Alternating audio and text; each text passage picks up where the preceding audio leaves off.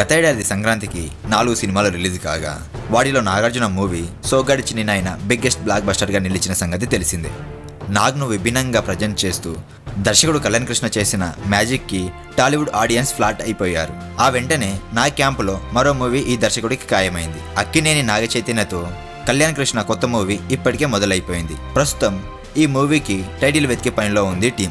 నాగ్ నటించిన block buster movie నిన్నే పెళ్లాడత స్టైల్లో ఈ మూవీ స్టోరీ ఉంటుందని టాక్. ఇప్పుడు ఈ చిత్రానికి టైటిల్ గా అల్లరి అల్లుడు అనే పేరు పరిశీలిస్తున్నారట. ఇది కూడా నాగ్ సూపర్ హిట్స్ లో ఒకటి అనే సంగతి తెలిసిందే. అప్పట్లో వాణిశ్రీకి అల్లుడిగా నగ్మ మినలతో నాగ్ చేసిన సందడి జనాలకు ఫుల్ గా నచ్చేసింది. ఇప్పుడు ఈ టైటిల్ ని చైతు సినిమా కోసం పరిశీలిస్తున్నారు.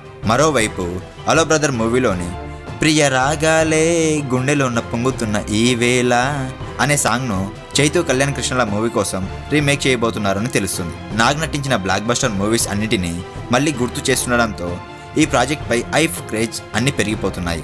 టాలీవుడ్ హీరోయిన్స్ లో టాప్ స్లాట్ కోసం దూసుకుపోతున్న రకుల్ ప్రీత్ సింగ్ తో నాగ చైతన్య ఈ మూవీలో రొమాన్స్ చేయనున్నాడు.